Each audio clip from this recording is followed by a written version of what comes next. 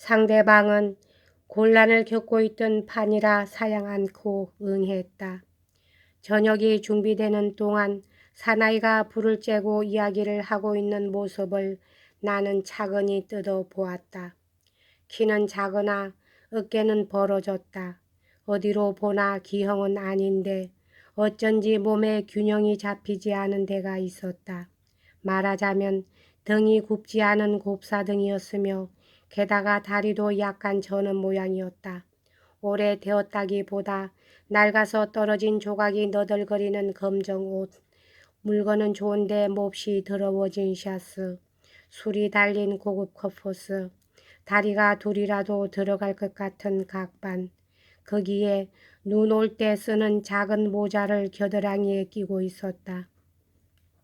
그런 우스꽝스러운 차림을 했는데도 어딘가 품위가 있어서 그것이 거동에 나타나 보였다.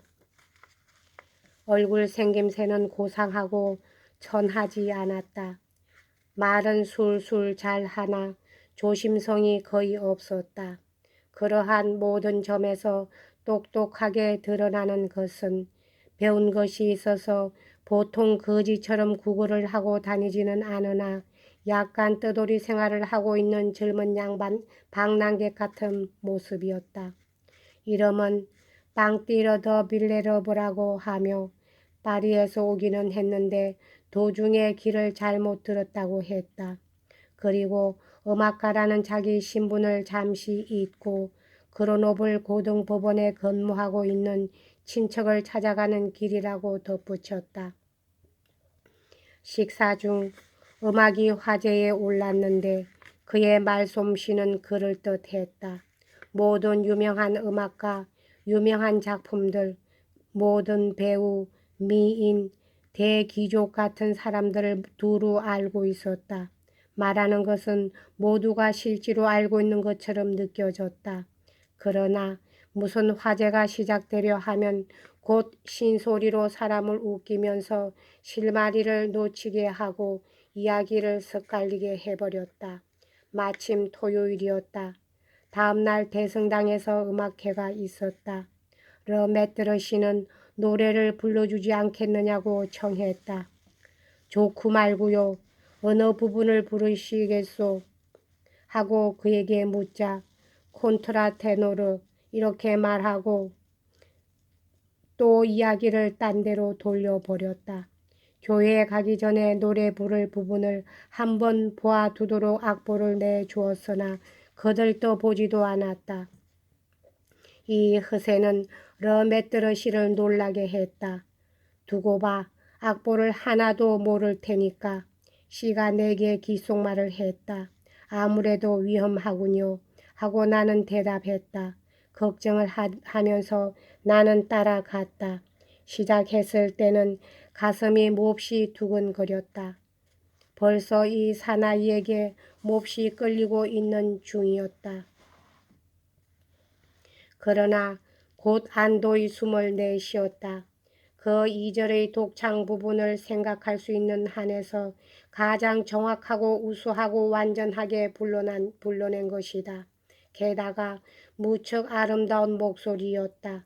이처럼 기분 좋은 놀라움을 느낀 적은 없었다. 미사가 끝난 뒤 방띠러씨는 모여있는 성당 참사원과 악사들이 쏟아지는 찬사를 받았다. 농담을 섞어가며 흘려버렸으나 그러면서 조금 더 우아한 침착성을 잃지 않았다. 르메트르씨는 진심으로 그를 끌어안고 나도 르메트르씨에 못지않게 그를 껴안았다. 내가 기뻐하는 것을 보고 그도 즐거워하는 것 같았다. 아무리 보아도 무식한 시골뜨기에 지나지 않던 그 바글이란 자에게까지 정신을 빼앗긴 나이니까 교육도 재능도 기지도 있고 사교의 범절도 알고 사랑하는 도락가로 통하는 방띠러씨에게 넋을 잃었다 한다면 아마 독자들도 수긍이 갈 줄 안다. 사실 그렇게 되었다. 또 내 입장에 있는 청년이라면 누구나 그러했을 것으로 안다. 상대편의 가치를 직관하는 뛰어난 영감이 있고 그 가치를 사랑할 만한 훌륭한 취미를 가지고 있을수록 그것은 용이 했을 것이다. 정말 방띠로 씨는 부끄럽지 않은 솜씨를 갖고 있었다. 특히 그 나이에 보기 드물게 자기의 장점을 마구 함부로 내보이려 하지 않는 점이 있었다. 하기는 자기가 알지 못하는 것에 대해선 굉장히 허풍을 떨었다. 그러나 자기가 알고 있는 것, 그 범위는 꽤 넓었는데 그것에 대해서는 큰 소리를 전혀 치지 않고 실제로 보여줄 기회를 기다렸다. 기회가 와도 별로 서둘지 않고 그것을 충분히 파악하여 최상의 효과를 올렸다. 무슨 일이든 조금 이야기를 꺼내다가는 말을 그만두고 뒤에 남기는 통에 언제라야 완전히 드러나게 될지 전혀 알 수 없었다. 소탈하고 농담을 좋아해서 사람들이 마음을 끌었다. 무궁무진한 이야기꾼으로서 언제나 미소를 머금고 결코 큰 소리로 웃지 않으며 무척 야비한 것들을 매우 고상하게 말해버리고 가볍게 넘겨버렸다. 아무리 얌전한 여자라도 이상하게 느껴질 만큼 그대로 들어넘겼다. 기분을 상하게 해보려 해도 되지 않고 도저히 불가항력이었다. 원래 거리의 여성이 아니면 소용이 없는 사나이로 훌륭한 여성의 사랑을 차지하게는 되어 있지 않을 것 같았다. 그러나 그러한 행복에 젖어 있는 사람들 사회에 끝없는 흥취를 불러일으키는 데는 타고난 것을 지니고 있었다. 사람들을 즐겁게 하는 그만한 재능을 가진 그가 모두들 그런 점에 밝고 그런 점을 소중하게 아는 나라에 있으면서 오래도록 악사 노릇이나 한 범위를 벗어나지 못했다는 것도 그리 흔치는 않은 일이다. 방띠러시에 대한 나의 애착심은 바글에 대한 그것과 비교해서 훨씬 강하고 훨씬 오래 계속되었으며 그 애착심의 원인에서 말해도 훨씬 이성적이고 그 결과에서 말해도 또한 비상식적인 데는 적었다. 그의 얼굴이 보고 싶고 이야기가 듣고 싶었다. 그가 하는 일에는 무엇이든 매력이 있어 보였고 그가 하는 말은 전부가 신탁처럼 느껴졌다. 그러나 그 곁에서 떨어지고 싶지 않을 만큼 반한 건 아니었다. 지나치지 않게끔 옆에는 훌륭한 보호자가 있었다.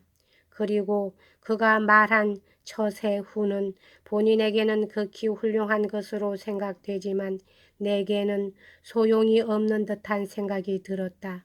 내가 원하는 것은 아주 다른 쾌락으로서 이것은 그가 생각지 않고 있는 일이었다. 그런 것은 입 밖에 내면 물론 웃음거리가 될 것 같아 도저히 말할 수 없었다.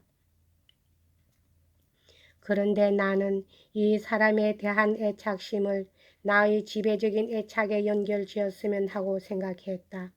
나는 마치 이성을 잃은 듯이 엄마에게 이 사람의 말을 했고 르메트로도 극구 칭찬했다. 그렇다면 데리고 와도 좋다고 엄마가 승낙을 했다. 그러나 이 회견은 완전히 실패했다. 그쪽에서는 아주 도도한 여자라고 생각하고 그녀 편에서는 너절한 사나이라고 생각했다. 그리하여 그녀는 나를 위해 그런 나쁜 교제를 염려해서 그를 못 데리고 오게끔 했을 뿐 아니라 그런 젊은이와 사귐으로서 나쁜 곳으로 빠져들게 될 위험을 강력하게 말했으므로 나도 무심코 끌려들지 않도록 다소 조심을 하게 되었다. 그리하여 나의 품행 면에서나 사고 면에서나 무척 다행스럽게도 곧 두 사람의 교제는 끊어지고 말았다. 르메트르시에게는 그러한 예술인에게 흔한 기호가 있었다. 여기까지 하겠습니다.